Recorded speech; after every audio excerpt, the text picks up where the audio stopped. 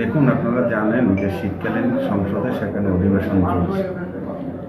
সেই অধিবেশনে দেশের স্বরাষ্ট্রমন্ত্রী অমিত শাহজি আমাদের এই দেশের যিনি সংবিধান রচয়িতা ডক্টর বাবা সাহেব ভীম আম্বেদকরের বিরুদ্ধে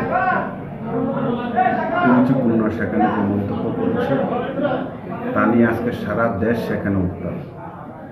আমরা বলতে চাই যে ভারতীয় জনতা পার্টি, আপনারা দেখেছেন এই দেশের সংবিধান তারা সেখানে বিভিন্ন সময় সেখানে অমান্য করছে, সংবিধান পাল্টে দেওয়ার সেখানে একটা পরিকল্পনা করছে।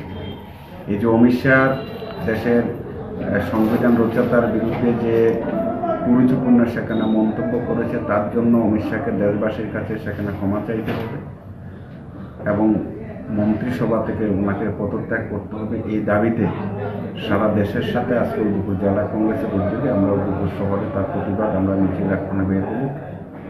আমরা সে প্রতিবাদ মিছিল থেকে আমরা বলবো দেশের প্রত্যেকটা মানুষের কাছে যে আজকে ভারতীয় জনতা পার্টি, আপনারা দেখছেন যে গত দুদিন আগে আমরা দেখলাম যে উদয়পুর শহরে ভারতীয় জনতা পার্টির কার্যকর্তারা আমাদের জেলা কংগ্রেস ভবনের সামনে সেখানে বিক্ষোভ দেখিয়েছে। তাদের বক্তব্যটা কি? রাহুল গান্ধীকে ক্ষমা চাইতে হবে। কেন রাহুল গান্ধীকে সেখানে ক্ষমা চাইতে হবে? একটা সর্বভারতীয় দল, যে দল দেশের ক্ষমতা মসনদে আছেন, আজকে সেই দল ভারতীয় জাতীয় কংগ্রেসের মতন একটা প্রাচীন দলের অফিসের সামনে সেখানে বিক্ষোভ দেখাতে হচ্ছে একটা মিথ্যা ইস্যুকে সামনে রেখে। এতে প্রমাণ ভারতীয় জনতা পার্টি সম্পূর্ণরূপে দেউলিয়াপনা সেখানে রাজনীতি করছে, তাদের কাছে কোনো ইস্যু নেই।